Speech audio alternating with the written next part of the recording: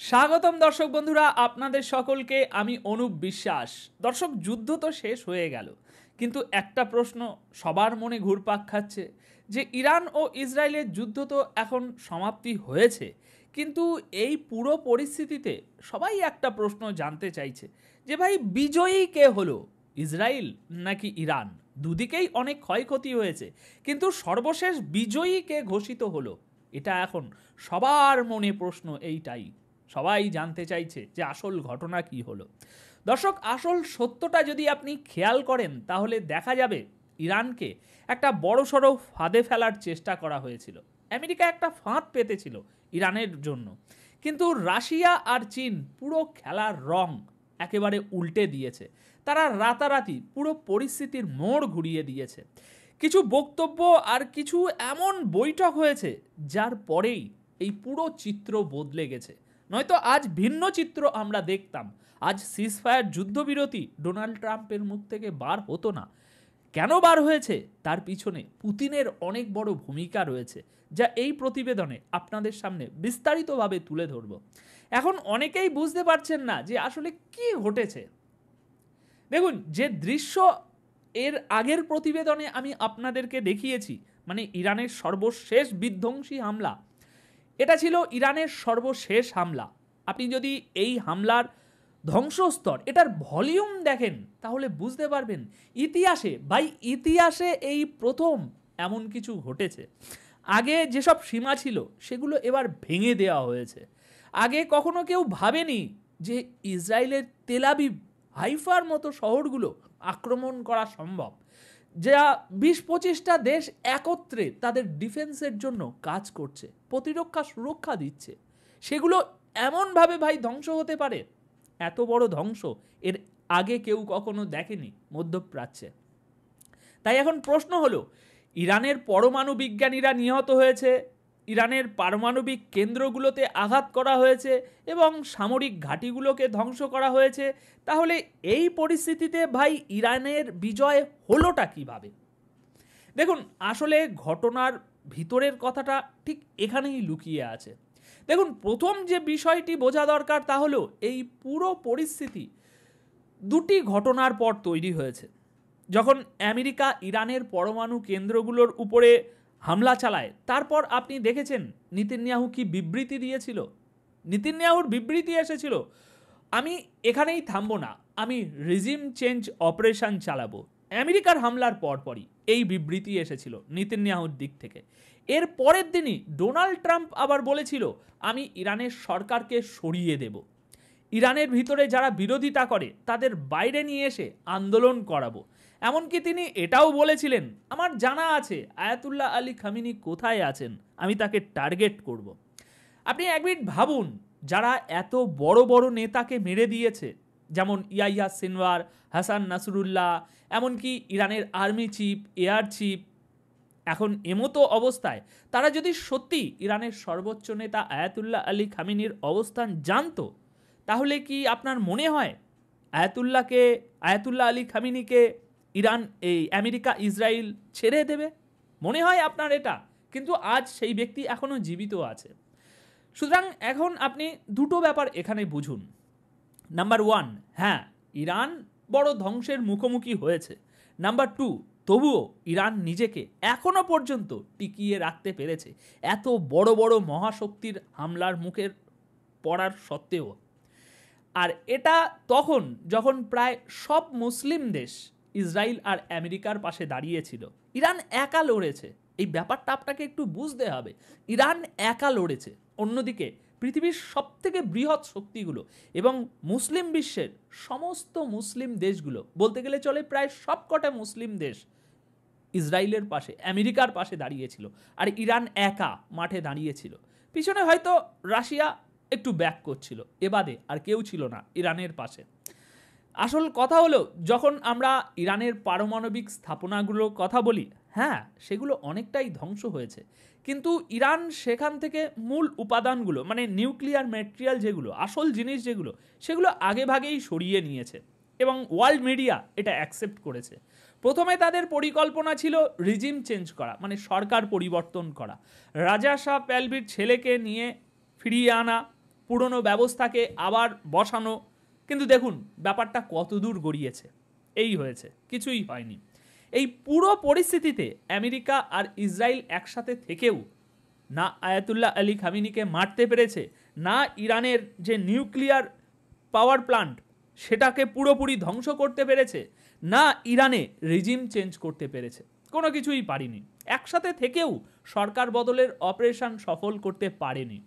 তাদের ধারণা ছিল তারা ইরানের পুরো নেতৃত্বকে শেষ করে দেবে, গৃহযুদ্ধ বাঁধাবে, সব কিছু ভেঙে ফেলবে, তারপর জনগণের মধ্যে বিদ্রোহ ঘটাবে। কিন্তু এই সব কিছুর পরেও ইরান তার বর্তমান সরকারকে নিয়ে লড়ে গেছে, স্থির থেকেছে এবং তার ভেতরটা ভাঙতে দেয়নি। এমনকি এত চাপ, এত বিশ্বাসঘাতকতা, এত ষড়যন্ত্র সত্ত্বেও ইরান ভেঙে পড়েনি। এবার আসুন আসল গল্প। দর্শক, গতকাল যে বৈঠকটি হয়েছে, গতকালকের প্রতিবেদনে আপনাদেরকে জানিয়েছিলাম, গতকাল যে বৈঠকটি হয়েছে সেটা ছিল অত্যন্ত গুরুত্বপূর্ণ। পুতিন আর ইরানের পররাষ্ট্রমন্ত্রীর মধ্যে এই বৈঠকটি হয়েছিল। আর এই বৈঠকের সবচেয়ে বড় চমক ছিল পুতিন স্পষ্টভাবে আমেরিকা ও ইসরায়েলের বিরুদ্ধে অবস্থান নিয়েছিল। তিনি বলেছিল গতকালকের বৈঠকে, আমি একেবারে স্পষ্ট করে দিতে চাই, ইরানকে যা দরকার আমি তাই দেব। এই কথার মানে একটাই, ইরান এখন যা করতে চায় সেটা করুক, খোলাখুলিভাবে করুক, আমরা ইরানের পাশে আছি। এই বক্তব্যই আসলে ট্রাম্পকে বিরক্ত করেছে, ট্রাম্পকে দিশেহারা করে দিয়েছে।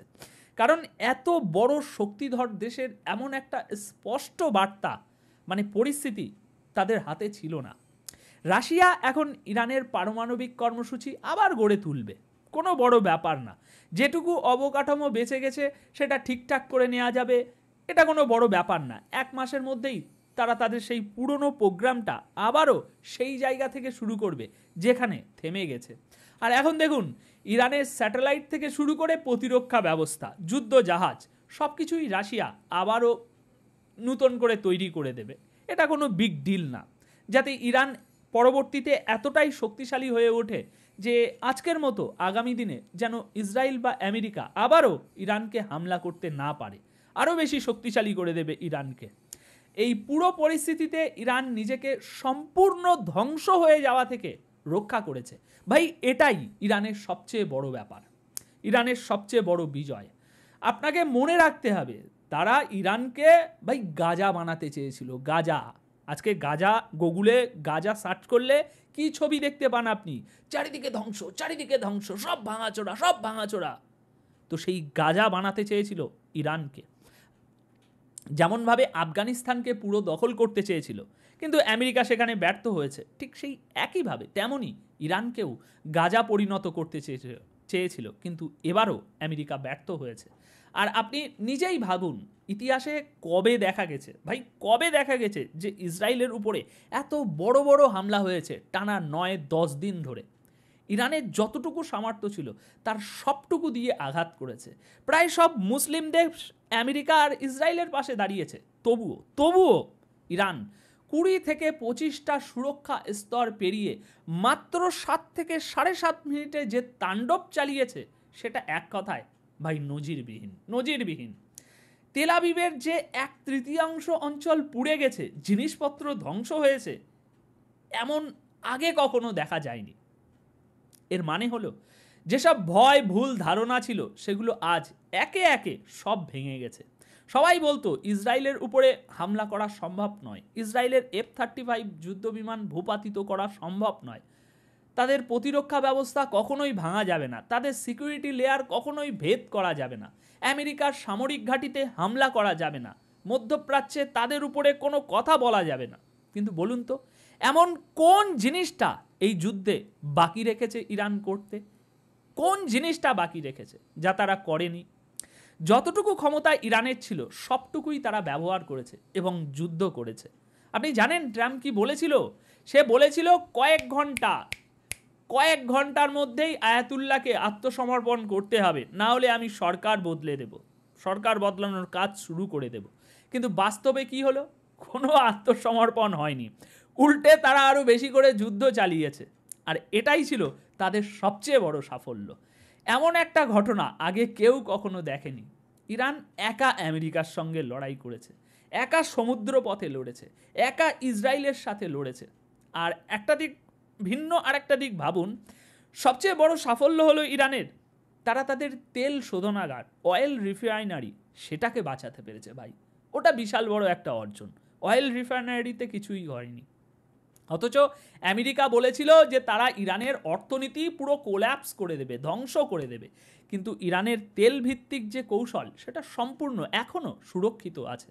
সুতরাং আপনি ভাবুন, যখন ট্রাম্প ঘোষণা দিলেন যে যুদ্ধবিরতি হয়েছে, তারপরও শেষ যে হামলাটা ইসরায়েলের উপরে করেছে ইরান, এর আগের প্রতিবেদনে আমি বিস্তারিত ভিডিও সহকারে দেখিয়েছি যে তাণ্ডবের পরিণামটা ঠিক কী ছিল। তো সেই যে হামলাটা চালিয়েছে, সেখানে এখনো পর্যন্ত তথ্য অনুযায়ী 20 থেকে 25 জন মারা গিয়েছে এই শেষ হামলায়। এতটাই ধ্বংস হয়েছে যে বিল্ডিংগুলো ধসে পড়েছে, সব কিছু একেবারে উজাড় হয়ে গেছে। সুতরাং আপনি ভাবুন, শেষ কবে এমন কোনো ঘটনা আপনি দেখেছেন বা শুনেছেন? শেষ কবে? কিংবা বইতে পড়েছেন শেষ কবে, কত সালে হয়েছে? এই পরিস্থিতিতে চিন্তা করে দেখুন, ইসরায়েলের গোয়েন্দা সংস্থা পুরোপুরি ব্যর্থ হয়েছে, কারণ তারা আয়াতুল্লাহ আলী খামেনিকে মারতে চেয়েছিল। সব কিছু চেষ্টা করার পরও শেষ পর্যন্ত তাকে হত্যা করা যায়নি। সুতরাং এই পরিস্থিতিতে ইরান আঘাত পেয়েছে ভাই, আঘাত পেয়েছে, অনেক ক্ষতি হয়েছে, কিন্তু তারা লড়েছে, তারা আত্মসমর্পণ করেনি, তাদের সরকার পরিবর্তন হয়নি, দেশে বিদ্রোহ সৃষ্টি হয়নি, তারা তাদের দেশকে বাঁচিয়েছে। রিজিম চেঞ্জের পরিকল্পনা পুরোপুরি ব্যর্থ হয়েছে। ইরানের পারমাণবিক স্থাপনাগুলো ধ্বংস করা ছিল মূল লক্ষ্য, কিন্তু তারা তাদের পারমাণবিক স্থাপনার সেই মূল যে বিষয়, মূল যে মাল ইউরেনিয়াম, সেগুলোকে বাঁচাতে পেরেছে। তাই দেখুন, যেরকম প্রতিরোধ ইরান দেখিয়েছে, আমার মনে হয় না এই মুসলিম বিশ্বে আর কোনো একটা দেশ সেই একই রকমের প্রতিরোধ দেখানোর সাহস পাবে। তো আগামীতে আপনি দেখবেন ইরান আরও শক্তিশালী হয়ে ফিরবে। আজ ইরানের যে শক্তি আমরা দেখেছি, এবং এই যা ঘটনা ঘটেছে গত 10 দিনে, এরপরে ইরান, সামনে যে নতুন ইরানকে আমরা দেখতে চলেছি, সেটা আরও শক্তিশালী ইরান। যদি ইরানের সরকার পরিবর্তন হয়ে যেত ইসরায়েল ও আমেরিকার পরিকল্পনা অনুযায়ী, তাহলে অনেক কমজোরি একটা ইরানকে আমরা আগামী দিনে দেখতে পেতাম। কিন্তু যেহেতু আমেরিকা ও ইসরায়েল পুরোপুরি ব্যর্থ হয়েছে এই মিশনে, তাই আগামীতে যে ইরান আসবে, সেটা আরও আজকের ইরানের থেকে আরও 10 গুণ বেশি শক্তিশালী ইরান আমরা দেখতে পাবো। শুধুমাত্র সময়ের অপেক্ষা, সময় বেশি দূরে নয়। তো দর্শক, এ বিষয়ে আপনাদের কি মন্তব্য?